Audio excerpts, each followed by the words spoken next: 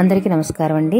ఈ రోజు నుంచి మనందరికీ కూడా ఎంతో ఇష్టమైన పరమ పవిత్రమైనటువంటి కార్తీక మాసం ప్రారంభం కదా. శివకేశవులకు అభేదం అని చెప్పేటువంటి శివకేశవ రూపంగానే ఈ మాసాన్ని అందరూ కూడా ఆ విధంగానే భావించి ఆ శివుడికి విష్ణువుకి కూడా భేదం చూపించకుండా చాలా చక్కగా ఈ పూజలు కార్యక్రమాలు అనేవి చేసుకుంటారు. ఆ విధంగానే శివయ్యకి కేశవుడికి కూడా భేదం లేదు అన్నట్టుగానే మనకు దగ్గరలో గుడివాడ పట్టణంలో అన్నవరంలో ఉన్నట్టుగానే వీర వెంకట సత్యనారాయణ స్వామి, రమాసహిత వీర వెంకట సత్యనారాయణ స్వామి వారు సిద్ధి గణపతి గుడిలోనే ఉపాలయంగా వెలసి ఉన్నదండి. ఇక్కడ పరమశివుడు ఒక పక్కన, ఆ తర్వాత సత్యనారాయణ స్వామి అనంతలక్ష్మి సమేతంగా దర్శనమిస్తారు. ఈ కార్తీక మాసంలో ఈ నెల రోజులు కూడా ఈ చాతుర్మాస దీక్ష చేస్తున్నారు ఈ ఆలయంలో.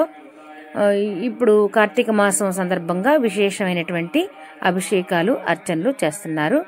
అందరూ చూసి ధరించి ఈ గుడికి కూడా తప్పకుండా వచ్చి సేవించుకోవాలండి. ఎందుకంటే ఇప్పుడున్నటువంటి మనం చూస్తున్న సిద్ధి గణపతి చాలా పెద్దగా మనకు దర్శనమిస్తారు. కానీ అంతకుముందు ఒక చిన్న విగ్రహం, గణేశుడి విగ్రహం పిల్లలు ఆడుకుంటుంటే ఆ ప్రాంతంలో అక్కడ దొరికిందనమాట. అయితే వారు 14 సంవత్సరాల నుంచి కూడా ఈ ఒక పందిర్లాగా వేసి చేస్తున్నారు గణేశోత్సవాలు. కానీ ఈ సంవత్సరం అద్భుతంగా అక్కడ ఆ పొలం గల వాళ్ళే ఇద్దామనే సంకల్పం లేకపోయినా భగవంతుడు వారితో సంకల్పం చేపించి మరి వారికి నిదర్శనం చూపించి 12 సెంట్లు స్వామివారి ఆలయానికి ఆ భూమిని దాత ఇచ్చారనమాట, దానం చేశారు. ఆ దానం చేసిన తర్వాత ఇప్పుడు ఇంత పెద్ద విశాలమైనటువంటి ఆ 12 సెంట్ల ప్రాంగణంలో ఈ చక్కగా సిద్ధి గణపతి మూల విరాట్టుగా విరాజిల్లుతూ ఉన్నాడు. ఉపాలయాలుగా ఇటు శ్రీ వీర వెంకట సత్యనారాయణ స్వామి వారు వేంచేసి ఉన్నారు.